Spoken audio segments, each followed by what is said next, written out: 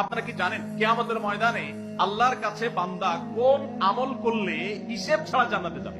জানেন কেউ? বলতে পারেন কেউ? ভাই, আল্লাহর কাছে হিসেব দিয়ে জান্নাতে যাওয়া কি সহজ কাম না কঠিন কাজ? আরে আল্লাহর কাছে তো অনেক দূরের কথা। আপনি যে প্রতিষ্ঠানে চাকরি করেন তার মালিকের কাছে, উপরস্থ বসের কাছে একেবারে পুঙ্খানুপুঙ্খ করে প্রতিটা পয়সার হিসাব দিয়ে একদম সবকিছুতে পারফেক্টনেস প্রমাণ করা, এটাই তো একটা কঠিন কাজ, দুঃসাধ্য কাজ। সেখানে সারা জীবনের হিসাব আল্লাহর কাছে দিয়ে পাই পাই করে তারপর আপনি জান্নাতে যাবেন, বিষয়টা এত সহজ না।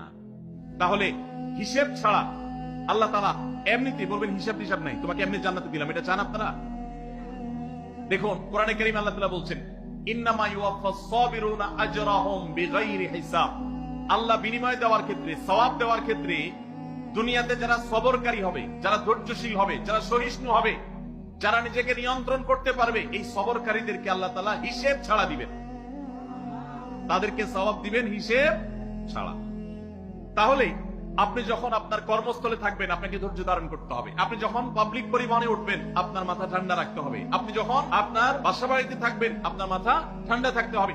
মাথা গরম হয়ে যায় যাদের, হট মেজাজ যারা, কথায় কথায় মাথা গরম হয়ে যায়, ধৈর্যহীন হয়ে যায়, যেখানে সেখানে গন্ডগোল বাধায় দেয়, মারামারি বাধায় দেয়, ধৈর্য সহ্য বলতে কিছু নাই, এই লোকগুলো কিন্তু এই সৌভাগ্যবান মানুষদের কাতারে সামিল হতে পারবে না। ঠিক একই ভাবে দাম্পত্য জীবনে সুখী হতে হলে সবর এবং শকর, এই দুইটা মূল মন্ত্রের কোন বিকল্প পথ খোলা নেই। সেটা স্বামীর জন্য প্রযোজ্য, স্ত্রীর জন্য প্রযোজ্য।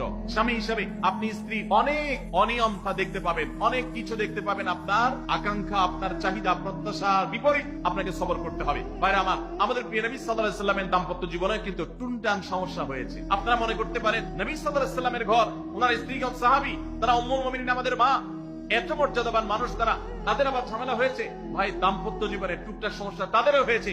প্রিয় নবী সাল্লাল্লাহু আলাইহি ওয়াসাল্লাম নিজে একদিন বাসা ছেড়ে মসজিদে নববীতে এসে মন খারাপ করে বসেছিলেন, তিনি বাসায় যাচ্ছেন না, অভিমান করে। ওমর রাদিয়াল্লাহু তাআলা আনহু বিষয়টা বুঝতে পেরে তার মেয়ে যেহেতু নবী সাল্লাল্লাহু আলাইহি ওয়াসাল্লামের স্ত্রী, তিনি সেখানে গিয়ে ভেতরে প্রবেশ করে তার সাথে কথা বলে তথ্য উদ্ঘাটন করে সেটা মিটমাট করার ব্যবস্থা করেছেন। স্বয়ং নবী করিম সাল্লাল্লাহু আলাইহি ওয়াসাল্লামের জামাতা, ইসলামের চতুর্থ খলিফা আলী রাদিয়াল্লাহু তাআলা আনহু, তার মতো এত মর্যাদাবান মানুষ, তার ঘরে স্ত্রী হিসাবে আছেন কে? মুহাম্মদ সাল্লাল্লাহু আলাইহি ওয়াসাল্লামের মেয়ে, জান্নাতে নারীদের সর্দার ফাতেমা রাদিয়াল্লাহু তাআলা আনহা। এত বড় মানুষ তারা, স্বামী স্ত্রী দুইজন, দুই দিককার নেতৃত্বে, একজন যুবকদের নেতৃত্ব দিবে, আরেকজন জান্নাতি যুবতীদের, নারীদের নেতৃত্ব দিবে। এত বড় মর্যাদাবান মানুষ, তাদেরও দাম্পত্য জীবনে কিন্তু টুনটান হয়েছে।